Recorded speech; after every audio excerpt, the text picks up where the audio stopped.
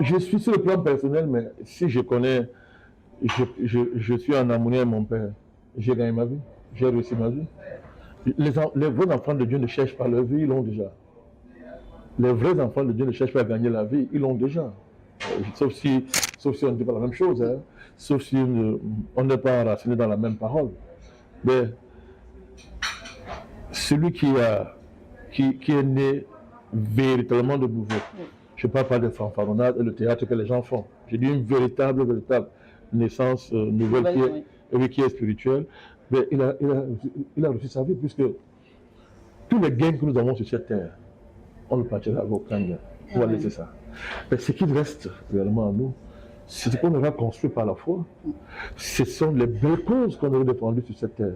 Ce sont les satisfactions que nous aurons données à notre Père. Justement par le biais de la foi, n'oubliez pas, il est l'auteur et le consommateur de la foi. Donc il faudrait cette satisfaction, c'est bien rempli dans la foi avec le Père. Mais bon sang, il n'y a rien qui est au-dessus de ça. Maintenant, j'ai des choses, par contre, j'ai des choses que j'attends du Père. Par exemple? Il faut que ce monde change. Non. Ce monde est insupportable dans l'État. Je sais tout ce qui est dit dans la parole, oui, il y a une posture dans certains courants chrétiens qui dit que non, il n'y a rien à faire, tout ça a été écrit, pour marcher et consorts. Ce courant-là, ok, je répète ça, même moi, ce monde doit changer, il ne doit pas rester comme ça. Parce qu'il faut que nous manifestions, même si Jésus doit revenir avant qu'il ne revienne, nous devons manifester la gloire de notre présence, nous, en tant qu'enfants de Dieu, ici sur terre, n'est-ce pas? Je pense que ce n'est pas encore fait. Il y a beaucoup d'injustices sur terre dans le pays. Il faut que les hommes découvrent qui est Dieu. Je pense qu'il y a beaucoup de générations qui ne connaissent pas Dieu.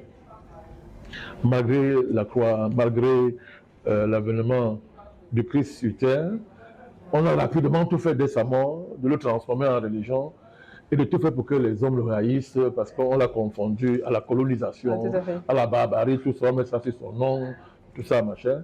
Et puis il faut dire que les chrétiens ont confondu christianisme religieux et véritable vie chrétienne, avec les conséquences que nous voyons.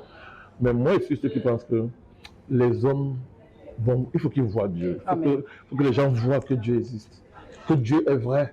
Ça, c'est ce que demande le Père. Il faut qu'il y ait une manifestation de Dieu dans le monde, de manière à ce que personne ne puisse dire que non, vraiment, je n'avais pas connu Dieu, ou je n'ai pas connu Dieu. Il faut ça. Je pense que le monde a besoin de ça. C'est un plaisir pour nous d'échanger avec vous aujourd'hui, Président Mbandakani. Comme j'ai dit à l'entame de cette émission, plusieurs vous connaissent sur des grands plateaux télévisés en tant qu'homme politique, en tant que panafricaniste, et d'autres aussi ont eu l'information selon laquelle vous êtes enfant de Dieu, parce que vous ne cachez pas souvent votre identité. C'est la raison pour laquelle nous échangeons avec vous aujourd'hui. Nous sommes presque à la fin de cette interview, mais j'aimerais vous soumettre à un jeu de questions-réponses. Si ça vous dirait, vous choisissez juste un chiffre allant de 1 à 5. Soit c'est 1, soit c'est 2, soit c'est 3 ou 5, ça dépend. Bon, commençons par 1. On commence par 1. Donc vous êtes prêts à répondre aux 5 autres questions.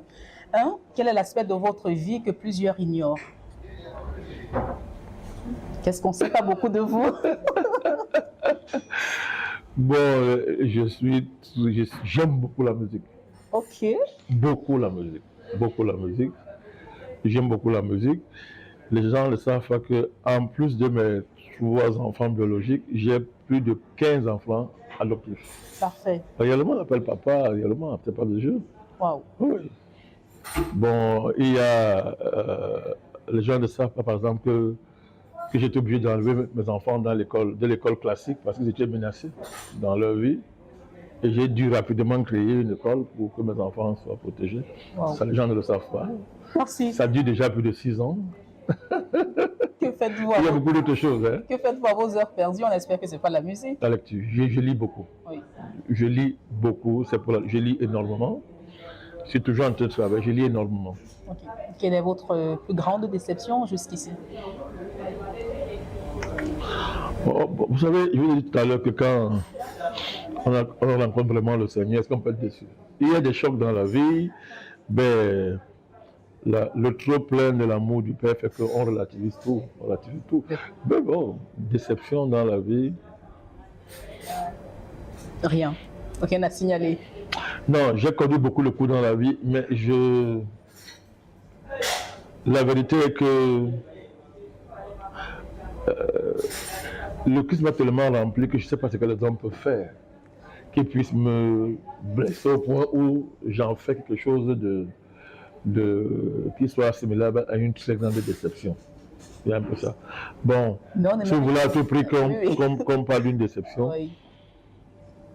je pense que beaucoup d'Africains ne sont pas conscients que ce temps-ci est leur temps. C'est un peu décevant. D'accord.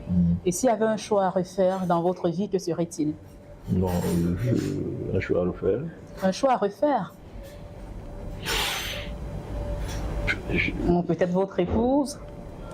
Vous l'aurez encore choisi? Oui, elle, c'est la meilleure. Elle, je dis toujours qu'après le Christ, c'est la plus belle chose qui me soit arrivée. Amen. Mon épouse, ça c'est la meilleure. Il n'y a pas, non, il n'y a pas mal. S'il y avait à refaire, je ne pense pas. Le parcours que j'ai eu, je ne regrette pas, au contraire. Je pense qu'à un moment donné, j'ai voulu reprendre les études. Oui. J'ai voulu reprendre les études à l'aide. Mais après, j'ai dit, mais ça aurait été la plus grosse erreur de ma vie. D'accord. Parce que je ne serais pas tel que je suis, je ne serais pas authentique tel que je suis. Non, je n'ai pas de regret fondamental dans ma vie. D'accord. Et l'erreur que vous ne souhaiteriez plus commettre? Bien l'erreur que vous ne souhaiteriez jamais commettre? Perdre ma relation avec Dieu. D'accord. Perdre ma relation avec Dieu, perdre la foi. Ça, tout sauf ça.